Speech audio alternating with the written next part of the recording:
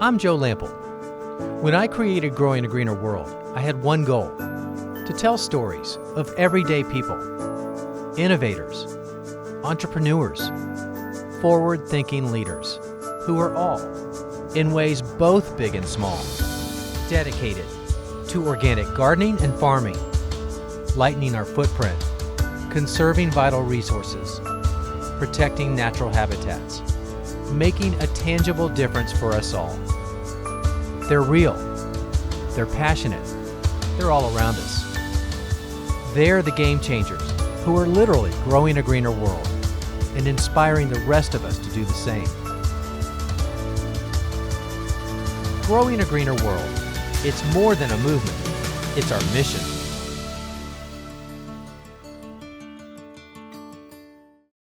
The Earth is often referred to as the water planet because so much of its surface is covered by it. Patty, you remember back in school when the teacher always used that globe and pointed to all the blue, stating that 75% of its surface was covered by water. But I bet she never told you that 97% of that is salt water and another 2% is either frozen or inaccessible. And that leaves only 1% of the entire planet's water supply for everyone on Earth to use for their drinking and their bathing and washing their food and their clothes and their cars. Not to mention watering their lawns and landscapes.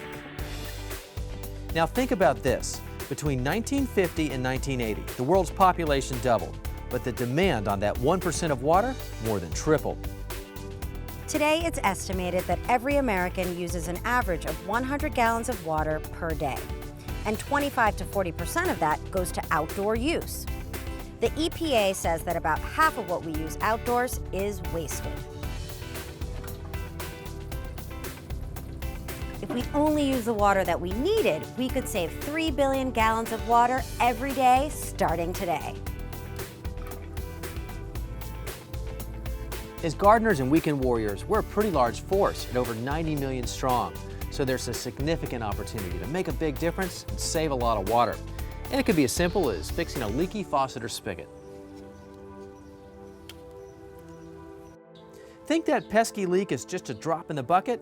I bet you didn't know that 1 drip per second amounts to over 3,000 gallons of wasted water in a year. And that's just from a single spigot. Just imagine if every one of us fixed just one leak around our house. We could also cut down on our waste by changing our watering techniques. You'd be amazed at how much water is lost to evaporation and overwatering.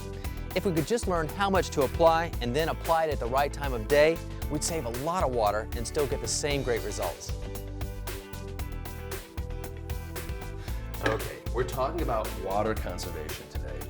I'm sure you've already heard that when you're shaving your face or brushing your teeth over the sink, you want to turn the water off, and that's absolutely true. A lot of water does go down the drain, but what about in the kitchen? Well, if I'm in a hurry and I need hot water right away for, say, pasta, we've all done this, right? You turn the water on, you turn it to hot. It's not hot yet. It's not hot yet. And that's a lot of water that goes down the drain. So keep a pitcher or something else that can hold all this water, not hot yet, off to the side, because this water's fine. Let it sit out. It's perfectly drinkable. It's great for the plants. If you have a fish tank, no problem, and there you go. That is how much water would have been wasted had I just went ahead and poured it down the drain. Come to think of it, that's enough to make pasta in itself. You guys hungry? Harvesting rainwater is an excellent way to get free water to use whenever and wherever you need it, and rain barrels are a great way to do that. Plus, they're readily accessible and easy to install. And rainwater is the best source of water to protect the health of your plants and the soil. There's another reason for harvesting and retaining water on your property. Absolutely. As water moves across the land, it's taking with it contaminants and sediments that ultimately lead to a watershed. Now that pollutes the water, harms wildlife, and helps to break down biodiversity and ecosystem.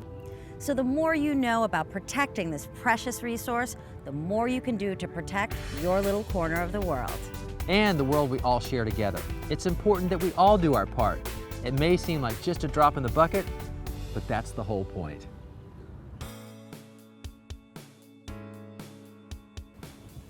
One person making a difference in her own little corner of the world, California native Nan Sturman. She's a gardening expert, to be sure. designer, sought-after speaker, award-winning author and columnist who focuses on water-wise approaches to creating beautiful gardens. She's also the television host of A Growing Passion. Nan takes viewers into their own backyards to demonstrate ways to create attractive spaces that are in tune with the natural environment.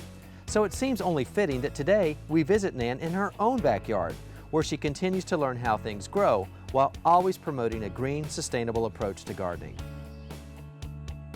Having grown up in California, I've been aware of water shortages probably all my life. Even though I haven't lived here my whole life, I've lived other places in the meantime, I've gardened here most of my life. And so water's always been a big issue, and it seems like from the beginning my concern has been, how can I create the most beautiful garden with the least amount of water possible? Well, one thing I always tell people is that it's really important to choose plants that work here in California. We, for example, have a Mediterranean climate, which means that we have long, hot, dry months of summer, which is why people like to come here. And that's great, but it's hard on a plant because it means that when it's hottest, there's no rainfall, and that means we have to water. So I look for plants that come from other similar climates because they're adapted to living through that long, hot, dry period with little or no water. That's what's really important. What's your climate? What's your rainfall? How can you find plants that work best in your climate without much additional water? It doesn't matter, are we in Southern California? Are we in Michigan? Are we in Florida? Are we in Portland? The concept's the same. What's your climate? What's available? Where are the plants that will live in your climate with the least amount of input? That's what we're looking for.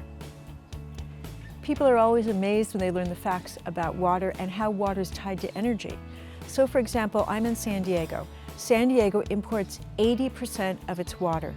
The last time our population was small enough to live on the water that we get naturally was in the 40s.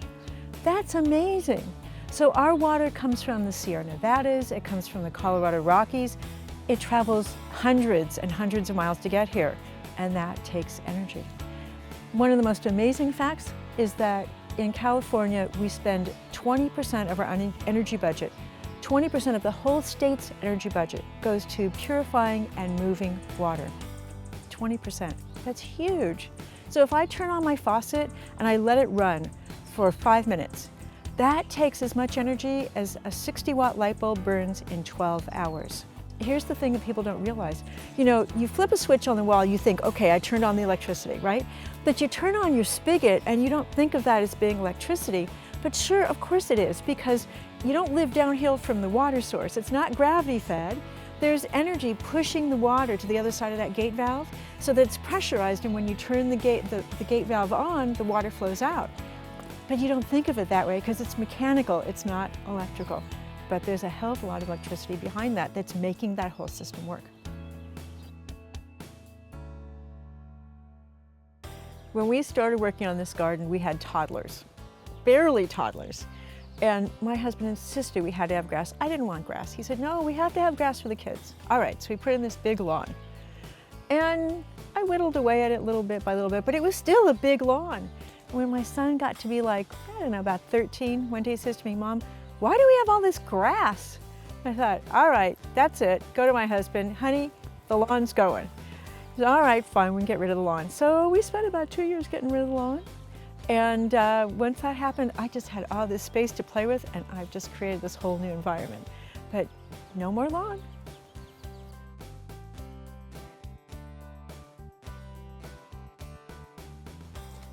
Wow, Nan, you really did get rid of all your lawn. Tell me about this area right here, because it's the only thing that I see that even emulates a lawn. If it had been up to me, I would have just planted this whole space. But I have a husband who likes green. And also, you do need kind of a place to rest your eyes. Mm-hmm. And so I decided I would make this into a low water meadow. So it's not a lawn, but it's still a green space to rest your eyes. So 6 months ago, these all came in as plugs of the same size. Yeah, little 2-inch plugs. Wow. So some are filling in more than others, and I imagine they'll all eventually do that, because I can see they're breaking through now and filling in. Are you going to have to water this at all? Yeah, but actually I'm using these new style spray nozzles that are rotating spray nozzles, and they're much more efficient in their use of water than the old-fashioned overhead sprays. How so? They do a number of things. They have larger drops so they don't evaporate quite as quickly. They also have an adjustable distance so that you get the same amount of water delivered over an area, rather than kind of if you have 10 gallons, it's 10 gallons, whether it's 5 feet or 15 feet. And they're just more efficient. The way they're set up is more efficient. Well, I can easily understand how that would apply no matter where you live, but what about the fact that here we are in Southern California and you have plants that are adapted to this region? How about the person that's watching this in the Northeast? What are they going to get out of this? That's a great question. The thing is, there are water shortages in something like 24, 25 states in the US and of course across the world.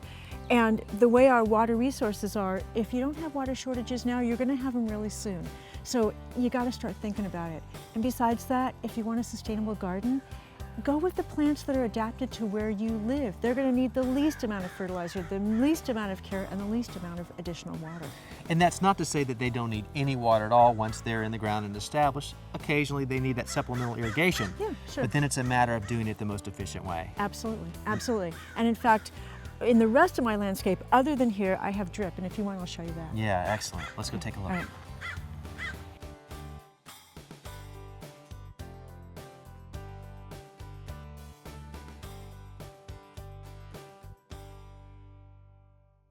Ah, yes, the vegetable garden. Now that's the type of garden everyone should have in their landscape, no matter where they live, right, Nan? Absolutely. But vegetable plants are not necessarily known for their water efficiency. Well, that's true. So when you have a vegetable garden, then what you have to do is you have to pay attention to how you water it and be really careful about your water usage.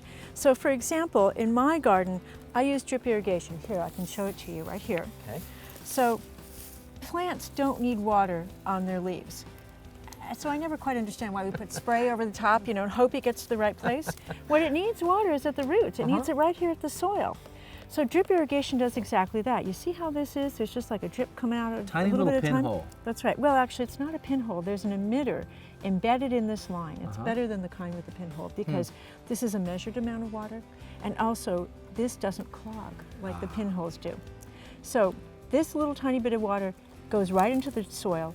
It's so efficient that even though my neighborhood is on water restrictions, there's no restriction on this. Wow. Yeah, this is like 99, who knows what percent efficient, whereas overhead irrigation is 50% efficient. That means that we assume that 50% of that water is lost. Wow.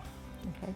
Now, on drip irrigation, I've talked to a lot of people that tend to shy away from these or never get these established because they think they're complicated to set up. Yeah, I've heard that too, but that's really not true. And it's not just in vegetable gardens you want to do it. I do it in all my landscape. But really, it's like big tinker toys. I mean, there's just little pieces, and once you understand what they do, you put them together, you plug them together, and if I can do it, anybody can do it.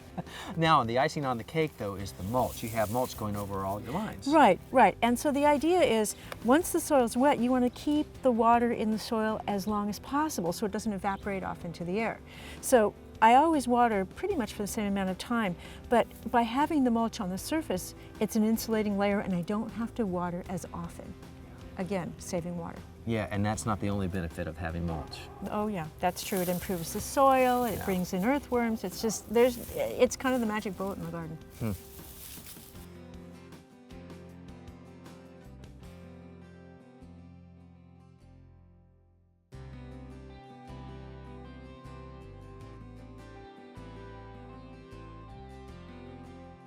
Nan, there are two other concepts that you speak of all the time when it comes to water efficiency, hydrozoning and then the Canary test. Talk Right. more about those.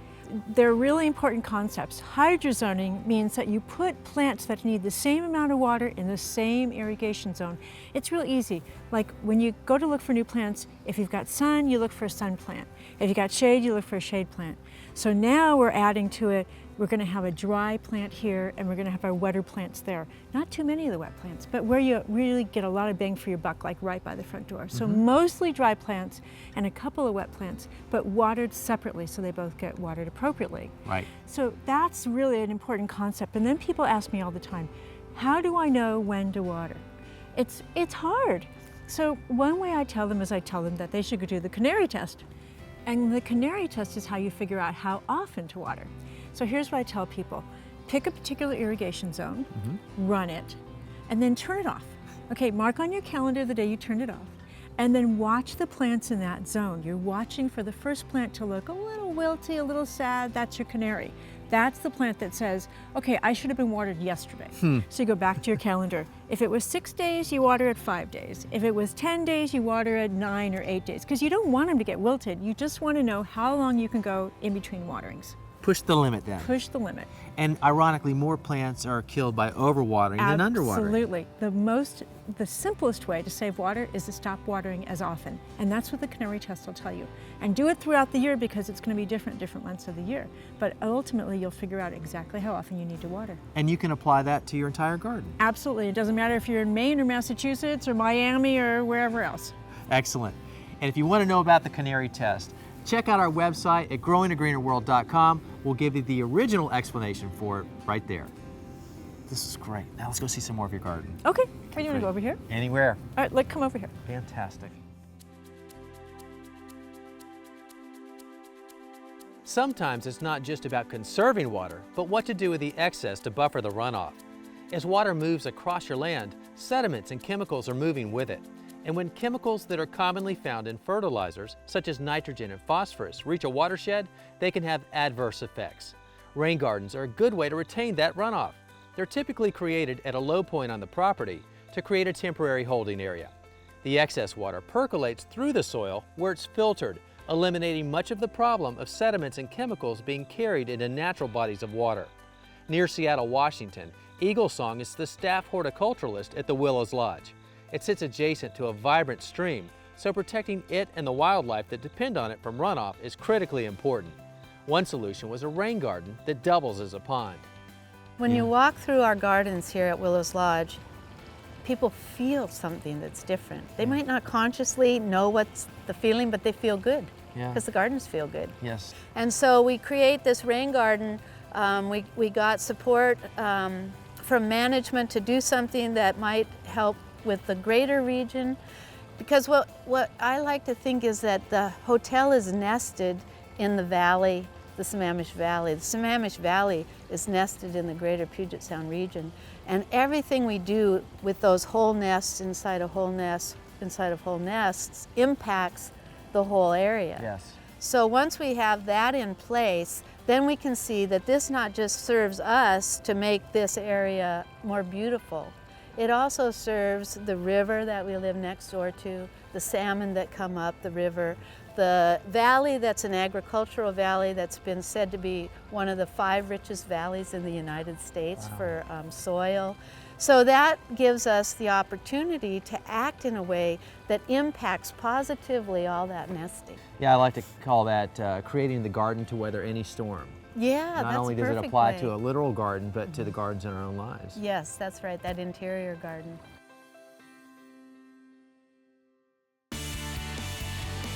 Just as important as it is to keep unintended water away from low-lying areas, too much water is rarely a friend to most plants. That's why herbs are such a hit when it comes to plants that thrive with little water. Drought-tolerant herbs are not only beautiful in the garden, they add that special touch to any dish.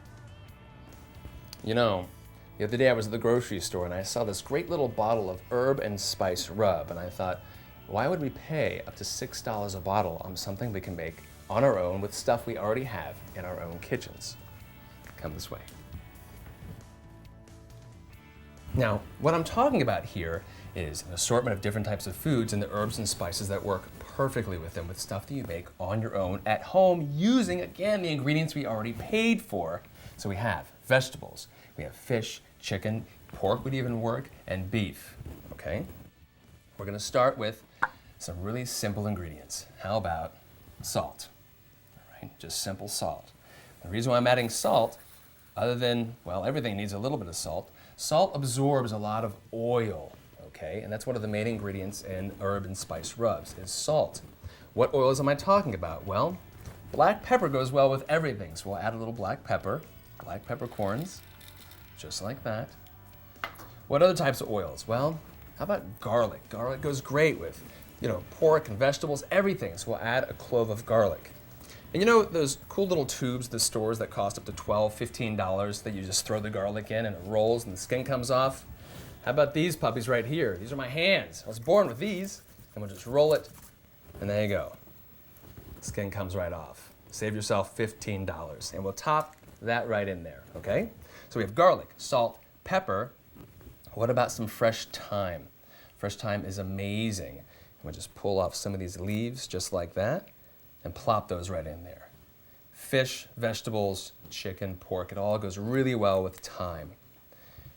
Now, one more thing that works really well with chicken, fish, vegetables, lemon zest works really, really well. So I'm going to use this microplane and zest off some of this zest right in the top, not the pith, and that's why I'm using the microplane. So I'm going for just the yellow portion, which has all the oils. Okay, that's our common theme happening here today, of the oils. And I'm using an organic lemon, because I don't want anything nasty going in my, my spice rub, so I just use an organic lemon and pull just the outside right off. You see that white portion, that pith? That might be a little bit bitter, and I'll leave this behind. It's good juice later on. It's great. Lemon zest goes right in there. And that's all we need. This first dry rub is just about done.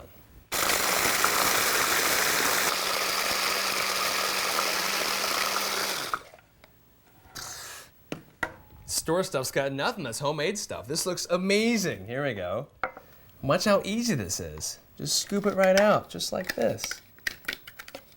There we are. And I'll leave a little bit in there, and I'll tell you why.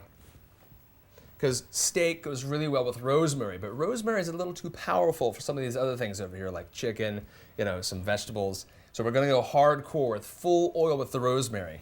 Let me show you how easy this is to take all the rosemary off the stem. Start from the end, okay, and work your way down. Just like that. It's like a little pom-pom. Look at this.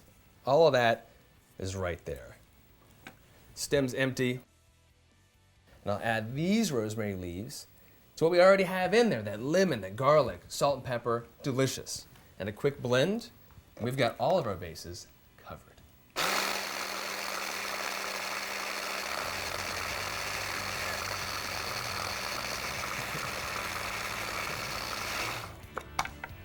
Oh yeah, I mean you can just smell that. Here, smell that. Amazing. The rosemary, garlic, lemon, salt and pepper, it's all right there. So spoon that out in this bowl, and that's gonna go perfect with that steak. Because I know that Joe and Patty are out there working hard. I don't think they would mind a steak dinner at all. A little bit right on there. And you know what? About 15 minutes each side on the grill. And herbs made at home and spice rubs and such have never been made so easy. No matter where you live, growing drought-tolerant plants is a smart idea that matters now more than ever.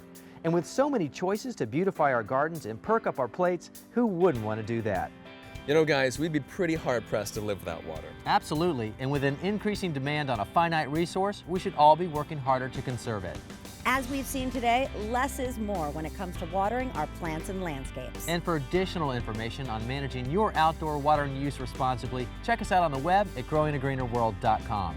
I'm Joe Lample. I'm Patty Moreno. And I'm Nathan Lyon. And we'll see you back here next time for more Growing a Greener World.